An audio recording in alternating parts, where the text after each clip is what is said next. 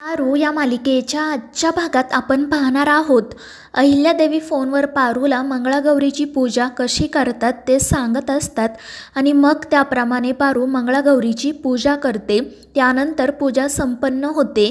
पारू देवाचा आणि त्याचसोबत सावित्रीचा देखील आशीर्वाद घेते. तर सावित्री आनंदाने तिला म्हणत असते, पारू आज खरंच चमत्कार झाला. तुझ्या देवी आईने म्हणजेच तुझ्या सासूबाईंनी तुझ्याकडून पूजा करून घेतली. आता सगळं काही ठीक होईल. आणि ते ऐकून पारूला खूप आनंद होतो.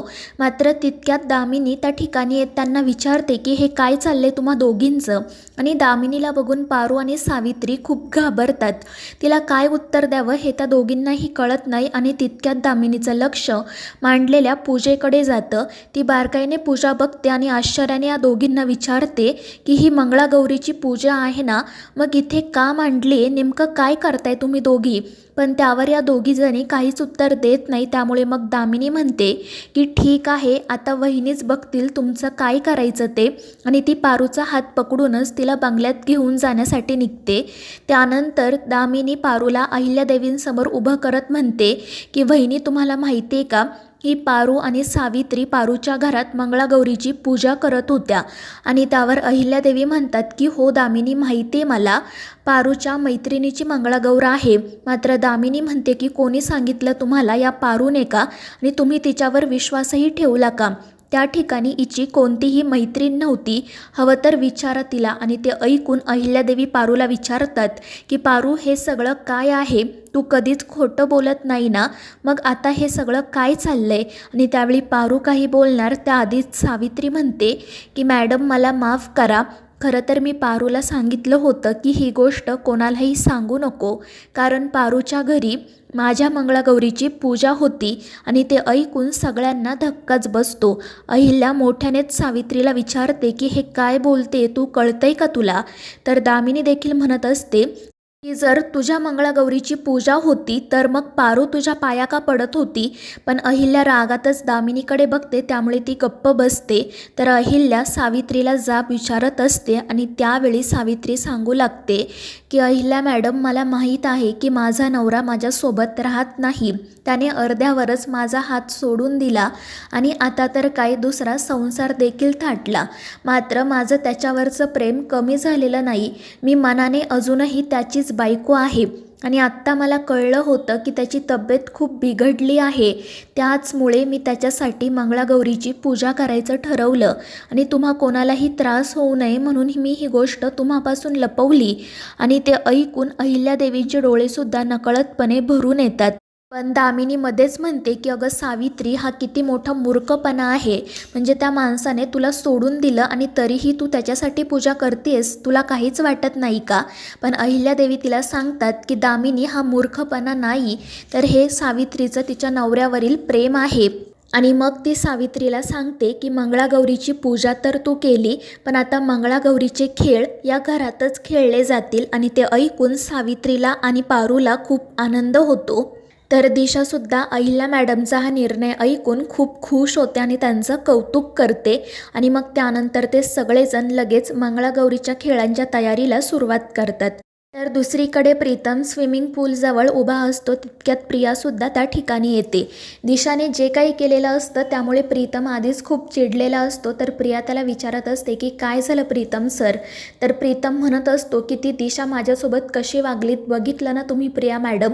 मला तर असं वाटते की जीवच द्यावा आणि मग त्यानंतर तो सरळ स्विमिंग पूलमध्ये उडी टाकतो. तर प्रियाला असं वाटतं की तो बुडत आहे आणि त्यामुळे ती कोणताही विचार न करता प्रीतमला वाचवण्यासाठी स्विमिंग पूलमध्ये उडी मारते. मात्र तिलाच पोहता येत नसतं आणि हे प्रीतमच्या लक्षात आल्यावर तो पटकन तिच्या जवळ जातो आणि तिचा जीव वाचवतो. तो सावकाशपणे तिला बाहेर घेऊन येतो आणि विचारतो की प्रिया मॅडम, तुम्ही का उडी मारलीत. तर प्रिया म्हणत असते की प्रीतम सर, तुम्ही म्हणालात ना की मला सुसाईड करावंसं वाटत आहे, म्हणून मी तुमचा जीव वाचवण्यासाठी उडी मारली. तर प्रीतम म्हणत असतो की तुम्ही खरंच टीचर आहात ना, तुमचा एखादा स्क्रू ढिला आहे. अहो, मला स्विमिंग करता येतं आणि मी तुम्हाला असंच म्हणत होतो. आणि ते ऐकून प्रिया त्याच्यावर चिडते. मात्र तितक्यात पारू त्या ठिकाणी येते. तर प्रीतम प्रियाला समजावत असतो आणि मग आदित्यसुद्धा त्या ठिकाणी येतो. प्रीतम त्याला घडलेला सगळा प्रकार सांगतो आणि मग त्यानंतर पारू लगेच प्रियासाठी टॉवेल घेऊन येते आणि तिला आपल्या घरी घेऊन जाते. तर आदित्य पुन्हा पुन्हा प्रीतमला विचारत असतो की यांनी खरंच तुला वाचवण्यासाठी उडी मारली होती का, आणि त्यावर प्रीतमही हो म्हणतो. दुसरीकडे दिशा गार्डनमध्ये फिरत असते. तितक्यात दामिनी त्या ठिकाणी येते. ती दिशाला म्हणत असते की आधीच ती पारू आपल्या डोक्यावर बसली आहे आणि आता ती सावित्रीसुद्धा. आणि मग ती मंगळागौरीबद्दल दिशाला सांगते. तर दिशा म्हणत असते की तू काही काळजी करूच नको, आजची ही मंगळागौर सगळ्यांच्याच लक्षात राहील. फक्त आता मी तुला जे सांगते ना तेवढंच तू कर. आणि ते ऐकून दामिनीसुद्धा खुश होते आणि मग दिशा तिला तिचा प्लॅन सांगते आणि मग त्या दोघी हसतच घरात निघून जातात. दुसरीकडे प्रियाने पारूचे कपडे घातलेले असतात, केस कोरडे केलेले असतात आणि मग पारू तिला आल्याचा चहा आणून देते.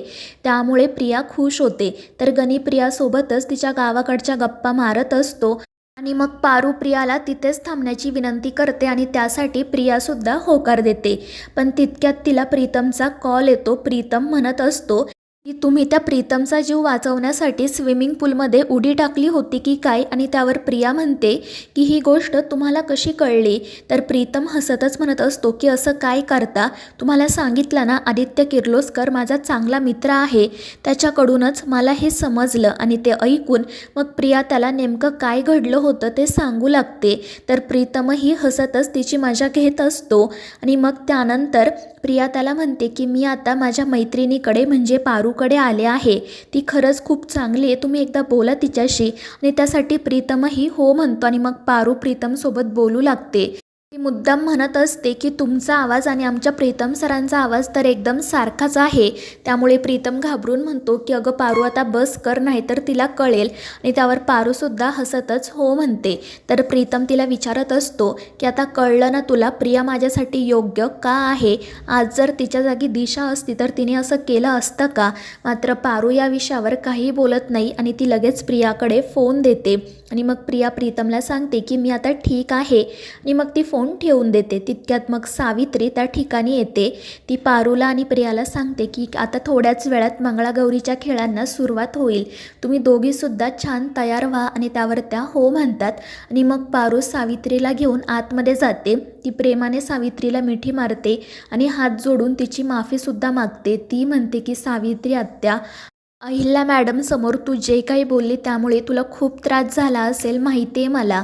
तर सावित्री म्हणत असते की नाही पारू बाळा, तुझं आणि आदित्य बाबांचं नातं एकदम निर्मळ आहे, पवित्र आहे. त्यामुळे मला फक्त एवढंच वाटतं की तुमच्या नात्याच्या बाबतीत जे काही रीतिरिवाज आहेत ते व्यवस्थितपणे पूर्ण व्हावेत. आणि मग त्यानंतर ती पारूला हे सुद्धा सांगते की मंगळागौरीचे खेळ खेळत असताना तू दामिनी मॅडमसोबत अजिबात फुगडी घालू नको, कारण दामिनी मॅडम अचानक त्यांचा वेग वाढवतात आणि आपण बेसावध असताना हात सोडून देतात. त्यांनी आजपर्यंत अनेक बायकांना जखमी केले. आणि ते ऐकून पारू घाबरते. तर मित्रांनो, या मालिकेच्या पुढील भागांच्या अपडेट्ससाठी आपल्या चॅनेलला सबस्क्राईब करा.